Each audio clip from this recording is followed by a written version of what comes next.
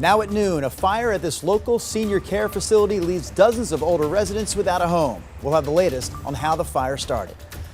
Also coming up, the Burdoin fire, now at more than 50% containment. We'll have the latest on evacuation orders. Plus, it was in the middle of the day, like it wasn't late at night. It was just literally that people were sitting by the max. a stolen car hits two people near downtown Portland. We'll have an update on their injuries and what happened to the person behind the wheel. Then later, local farmers relieved after Governor Kotek pauses proposed rule changes that took aim at how smaller farms in the state operate.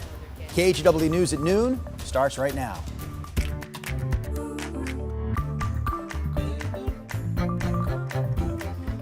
Thanks for joining us. I'm Drew Carney, and our top story at noon is a fire at a senior care facility in Tigard that leaves dozens of people without a home. Tualatin Valley Fire and Rescue showed up just after 6:30 this morning to the Avamere at Park Place assisted living facility on Southwest Hemlock Street. They say the fire started outside and spread to the first floor of the building. Firefighters worked fast to evacuate people, many of them with limited mobility. Investigators determined that the fire started because of improperly disposed smoking materials. Yeah, we have several units that have been damaged quite a bit, and so they won't be able to return to some of those. And then we have lots of smoke and water damage to the facility. Two people were hurt during the evacuation. One of them was taken to the hospital. Some residents have been cleared to return to their units, but others are being set up with alternative housing. There was also a fire at the Pittock Bird Sanctuary in northwest Portland this morning. It destroyed a garage and shut down a stretch of Cornell Road for more than 2 hours. Firefighters were able to keep the fire from spreading to nearby trees, though, and no one was hurt. Vancouver's fire department says it suspended the search for a man who jumped into the Columbia River to save a child last night. The 54-year-old reportedly entered the river at Wintler Park shortly before 9 o'clock to help a 5-year-old who was struggling to stay afloat. Witnesses say the man managed to save the child, but then went underwater and wasn't seen again. Fire crews and rescue swimmers from both Vancouver and Portland and the U.S. Coast Guard were all part of the search. They couldn't find the man, though, and suspended the operation shortly after 10:30 last night. In an update to a story we brought you this morning on Sunrise, the Clackamas County Sheriff's Office confirms that rescue crews did respond to a drowning at Carver Park last night. Just after 6:45, a woman called 911 saying that her husband had gone underwater in the Clackamas River and did not resurface. At around 7:15, rescue crews found the man's body. The Sheriff's Office isn't releasing any other information at this time. Wildfire updates here this afternoon. The mayor of White Salmon says the Burdoin fire is winding down 10 days after it started. It's burned more than 11,000 acres on the Washington side of the gorge and is 54% contained at this point. Fire officials did reduce evacuation orders over the weekend, so level 3 go now orders are down to level 2, and all level 1 orders have been canceled. The Klickitat County Health Department is offering a limited number of re-entry kits for people who live in this area. Those kits have N95 masks, gloves, and other safety items. If you want to request one of those kits, we have a link in the most recent article covering the Burdoin fire at KGW.com. Meanwhile, firefighters have gained full containment on the largest wildfire in the U.S. this year, the Cram Fire, which has burned nearly 98,000 acres in Central Oregon. Nearly all evacuation notices for this fire have been lifted. The only exception is a small area near the southeast part of the fire where people are still under a level 1 be ready notice. All right, quick break from the headlines here to check in with Rod Hill in the Weather Center. Rod, let's talk about wind conditions for starters this afternoon, because that definitely makes a difference for those firefights. Yeah, news is good. Just check the dials at the airport out there in Wasco County in the East Gorge, reporting northwest winds at 12 miles per hour and not really gusty beyond that. This is generally a light wind day from the coast all the way across to the Idaho border. You can see some rain moving up toward Missoula, actually passing Missoula up in Montana. That was last night, early this morning, a thunderstorm area that moved northward across parts of eastern Oregon. We are looking for additional thunderstorm development in eastern Oregon a little bit later this afternoon.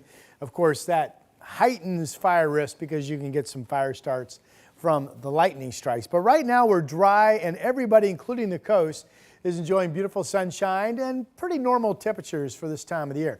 I do want to show you this, and this is good news. This is the Northwest Large Fire Map. This is from the Interagency, and you can see these little red flame icons. If you count them, there's 11 of them, all total, from Oregon up through Washington. that is a low number if you compare it to past years for the final days of July. So overall, we're in pretty good shape. And the larger blazes, the ones that have like 500 acres or more, all show containment numbers that are decent. So again, we've got a long ways to go. We got to get through August. We got to get through September. We've got to get into October in terms of fire season. But so far, things are looking promising. We're at 72. What a beautiful day out there. Temperature march for you this afternoon. Light winds, mainly clear skies. Takes us up to 80 degrees at 2 o'clock and mid 80s later this afternoon. I've got the forecast high right at 85 degrees. Your forecast gets even hotter and actually has a rain chance in it. Your 7-day coming up. Hey, football fan Rod Hill, I think we'll be interested to hear this. Media Day for the Ducks happening as we speak. This is a live look right now at Ducks head football coach Dan Lanning, who's talking to the media to kick off the start of fall camp. We plan to hear from players later today as well. A full report on this is coming up later this afternoon on KGW News at 4. That never excites you. Meanwhile, 2 people are recovering after being hit by a stolen car this weekend. Portland police arrested the driver they say is responsible and booked him on 12 different charges, including assault, DUI, and possession of a stolen vehicle. KGW's John Adams brings us more from downtown. Just after 1 p.m. Sunday afternoon, Portland police say officers attempted to stop a stolen vehicle near Northwest 9th and Burnside. The driver got away from officers who decided not to pursue. The driver then lost control of the vehicle and hit 2 pedestrians at the intersection of Northwest 6th and Gleason. I saw the car skirting down over towards the gate and a cop following them pretty persistently. They crashed through the gate and into a crowd of people. Jacoby Bush was on his way to work when he saw the crash. And the cops took care of it pretty quickly. They all, like 3 of them, stormed that area, got them on the ground and took care of the people that were also injured and the person that was in the car. According to PPB, the pedestrians suffered serious injuries and were transported to an area hospital. Their condition is currently unknown. The driver of the vehicle was uninjured and was taken into custody after the crash. Those who live in the area were surprised something like this happened. Definitely shocked with a wreck like that. Definitely downtown. It was in the middle of the day. Like, it wasn't late at night. It was just literally that people were sitting by the Max. I mean, luckily the Max also stopped. People were on the Max. The Max almost got hit. Like, that could have been anybody. PPB is asking anyone with information on the crash to contact the Traffic Investigations Unit. John Adams, KGW News. Small farms in Oregon, like Topaz Farm on Sauvie Island, are breathing a sigh of relief this afternoon after Governor Kotek paused some proposed rule changes they say could have put them out of business. KGW's Celine Stevens has more after speaking with a few local farmers. They spoke up and they spoke loudly. Farmers breathing a sigh of relief after Governor Tina Kotek announced Friday that she directed the Department of Land Conservation and Development, also known as the DLCD, to pause farm stand rulemaking and reassess the next steps. Oh my gosh, there were so many tears yesterday. I mean, the very first thing we did when we heard is we got all the staff together, and I don't know who cried more. There were a lot of tears. There were a lot of tears. A lot of tears, a lot of hugs. It's wonderful. Actually, it's politics at its finest, truthfully. The governor heard people, farmers and consumers, and acted upon that. You can see we have raspberries, marionberries, chesters. Kat Topaz and Jim Abels with Topaz Farm says those rules would have made keeping their doors open a lot harder.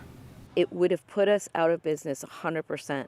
Our farm is too small to survive and compete against the big guys. The only way we can survive is as a small farm and to be able to sell our products directly to the public. Some of those changes under the proposal included things like any non-farm products sold at permitted farm stands would have to relate to the products grown on the farm, and events like weddings or concerts would need to be permitted and complete a thorough review of the impact on neighbors. So DLCD created these rules that they said were clarifications, but they added complexity, and there were going to be new permits and 7-year reviews. Right. While 7-year reviews were a consideration, the state did acknowledge they did not plan to move forward with that idea. For bigger farms like the original pumpkin patch, it still would have been a hindrance. It sure can be. I mean, we need to be able to plan for the future. Farmers from all over took to social media against the proposed draft rules, and they say the community's support is what helped make this pause happen. I think moving forward, anything that needs to be done, there should be farmers at the table. I think farmers should be included. Celine Stevens, KGW News. In a statement, Governor Kotek said in part, quote, "We need to acknowledge that some of our small and mid-sized farms need to maintain or consider different business models to continue to deliver the agricultural products and working farms that we value in Oregon."